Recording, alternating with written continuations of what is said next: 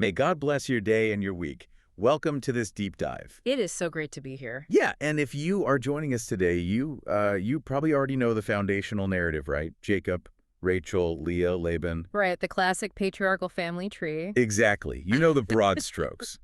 But today, we are taking a magnifying glass to Genesis chapter 30, and we're doing it through the lens of some incredibly detailed study notes and commentary. Yeah, specifically from both the Holman and the NAA Study Bibles. Right. So our mission here isn't just to, recap a story you're already familiar with.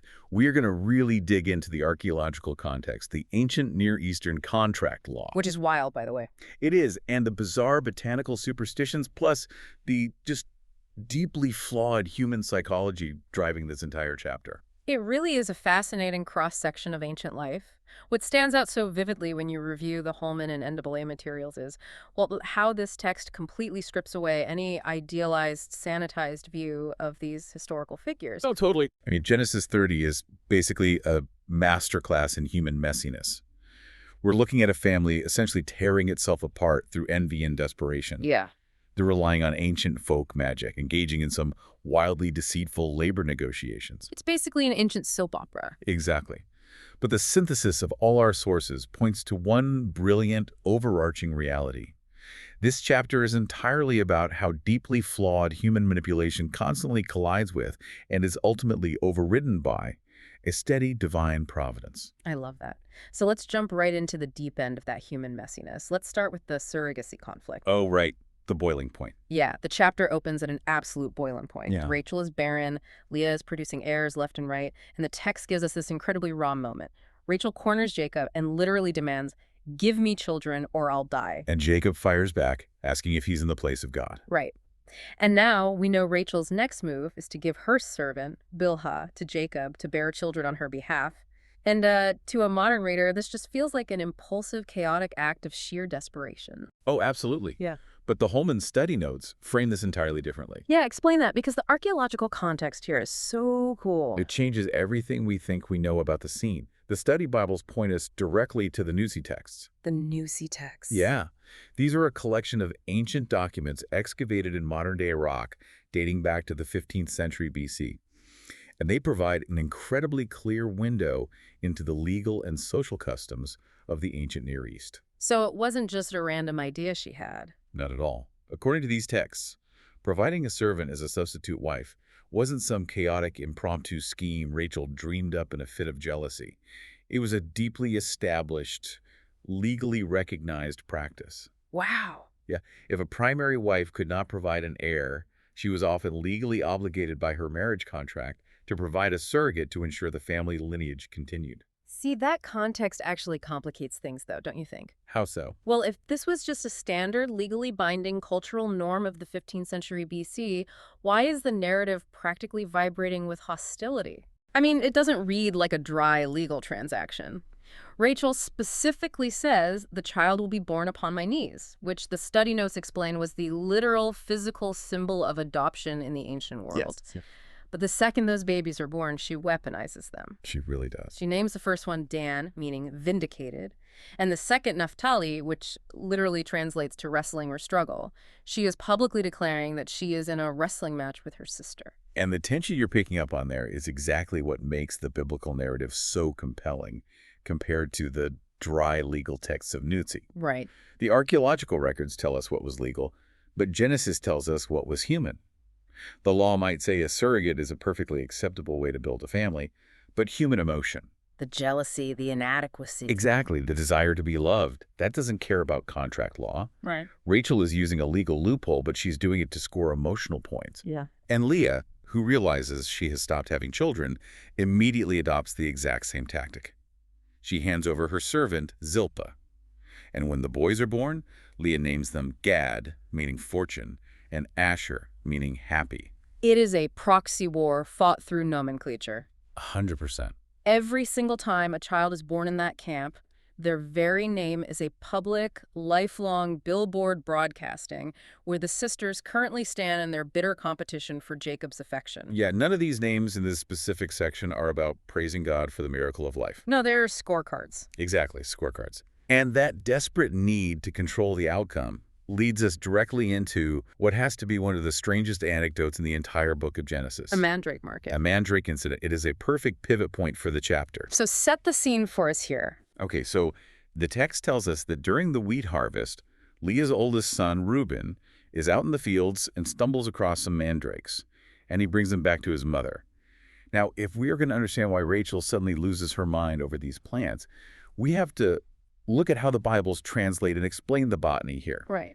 The Hebrew word is dudam, which literally translates to love apples. Love apples. I was actually reading through the NAA notes on this, and they described the mandrake as a tuberous plant from the nightshade family. Right. And the roots often grow in a bifurcated way, meaning they split in a way that loosely resembles the lower half of a human body. Yes, exactly. So because of this visual similarity to the human form, ancient cultures were convinced these roots were incredibly powerful aphrodisiacs and fertility boosters. It's essentially an ancient botanical superstition. It is entirely folk medicine driven by sympathetic magic. Sympathetic magic. Yeah, the idea that because the root looks like a person, it must have the power to create a person. Ancient people believed that consuming these roots, or even just keeping them under the bed, would practically guarantee conception. That's wild. So when Rachel sees Reuben walk into camp with a handful of these rare love apples, her desperation completely overrides her rational thought. She wants that magic cure. She wants them so badly, she initiates an absurd transaction. She approaches Leah, the sister she is actively warring with, and agrees to trade a night with their husband, Jacob, in exchange for these superstitious roots. Right. She is quite literally trading away the biological opportunity to conceive in order to acquire a magical plant that she thinks will help her conceive. I mean, it's completely irrational. But the irrationality is the point, and it sets up a profound theological irony that both the Holman and NAA Study Bibles highlight extensively. Let's look at the immediate outcome of this bizarre trade. Okay. Rachel secures the mandrakes, the ultimate ancient fertility cure. Leah gives up the magic roots, but gets the night with Jacob. And what is the result? It is Leah who conceives. Exactly. Leah gives birth to her fifth son, Issachar, whose name means reward, then her sixth son, Zebulun, meaning honor, and eventually a daughter, Dinah. It's amazing. Leah abandons the magical solution and ends up with 3 more children.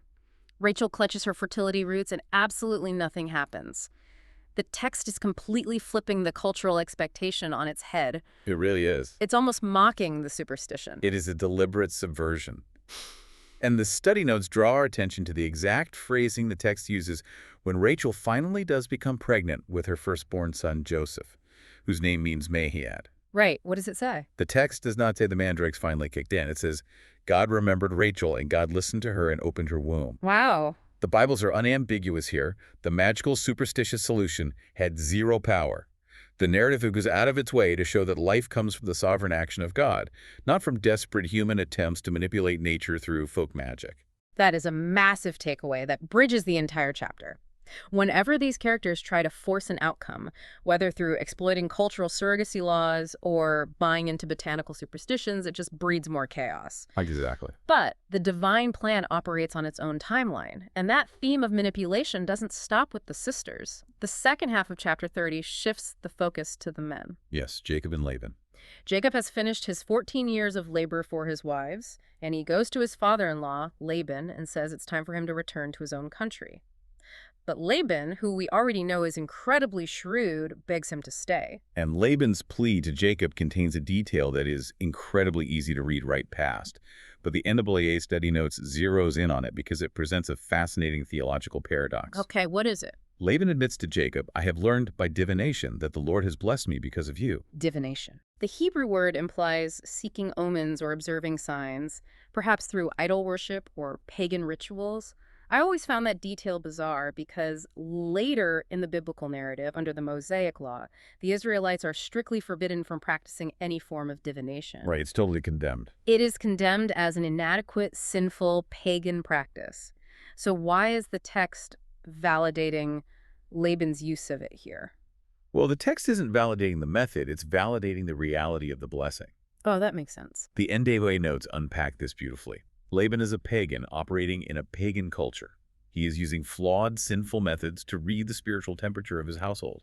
But the point the narrative is making is that the God of Jacob has been blessing Laban's household so overwhelmingly and so obviously that even a pagan using a broken, forbidden method stumbles onto the undeniable truth. The blessing of God on Jacob is so loud that it breaks through the static of Laban's pagan rituals. Exactly. Laban knows Jacob is his golden goose. Which explains why Laban is suddenly so willing to negotiate. He tells Jacob to name his wages, anything to keep him around.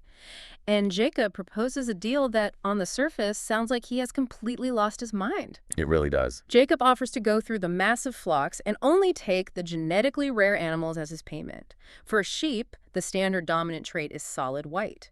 For goats, the standard is solid black or dark brown. Jacob says, I only want the anomalies. I'll take the speckled, the spotted, and the black sheep and the speckled and spotted goats. Everything normal stays with you. Now, if you understand basic animal husbandry, which Laban certainly did, you know that Jacob is asking for the recessive traits. Right. Genetically speaking, the vast majority of offspring are going to exhibit the dominant solid colors. Laban must have thought Jacob was an absolute fool. Oh, for sure. He's essentially agreeing to work for a fraction of a percent of the total output. But the study Bibles note that Laban, true to his deceitful nature, isn't even willing to honor this ridiculously favorable deal. He operates like a shady, ancient, used camel salesman. Yeah. The text says that on that very same day, before Jacob can even begin the sorting process, Laban sneaks into the flocks and removes every single speckled, spotted, and striped animal. He steals Jacob's wages before Jacob can even earn them. And he goes a step further to ensure Jacob can't recover. Laban takes all of those specific anomalous animals, hands them over to his own sons, and forces a massive 3-day geographical buffer between his sons' flocks and the flocks Jacob is left to tend. 3 days. Yeah, a 3-day journey. He is deliberately making it physically impossible for the speckled animals to crossbreed with the solid ones Jacob is left with. Laban is engineering a scenario where Jacob is guaranteed to get absolutely nothing. He is trying to force Jacob into perpetual, unpaid servitude. But Laban forgets that he is dealing with Jacob, who has been a master schemer since he was in the womb. Right. And Jacob's counter trick is where we hit the absolute strangest part of this deep dive. Jacob decides he is going to manipulate the breeding process himself. There we go. The text gives us this incredibly vivid visual description of his strategy. Jacob goes out and cuts fresh green branches from poplar, almond, and plane trees. He peels back the bark in little stripes to expose the white wood underneath, creating these striped poles. Okay. Then he places these striped branches directly in the water troughs where the flocks come to drink, which is also where they happen to mate. And he doesn't just do this indiscriminately. He adds a layer of selective breeding. Oh, right. He watches the flocks. When the strongest, healthiest animals come to mate, he places the striped branches in front of them. When the weak, sickly animals mate, he removes the branches. His goal is obvious. He's intentionally trying to ensure that Laban's portion, the solid-colored animals, will be weak, while his own portion, the anomalous, spotted animals he expects these branches to produce, will be robust and strong. Okay, we have to pause here and look at the science, or rather, the lack thereof. The lack thereof, exactly. Because reading this, it sounds like Jacob genuinely believes that if a sheep stares at a striped stick while mating, it will magically rewrite the DNA of its offspring to make them striped. Did staring at peeled bark actually change the genetics of these flocks? The consensus from both the Holman and NAA Study Bibles is a resounding, definitive no. Shocker. Yeah, there is absolutely zero scientific or genetic validity to what Jacob is doing. Visual stimuli experienced by a mother do not alter the genetic makeup or the phenotypic traits of an offspring.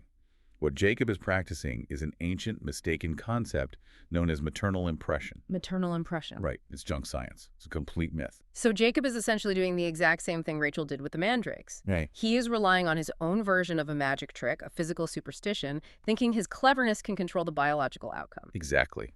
The Bibles point out that Jacob's striped branches had as much power to change sheep DNA as Rachel's love apples had to cure barrenness.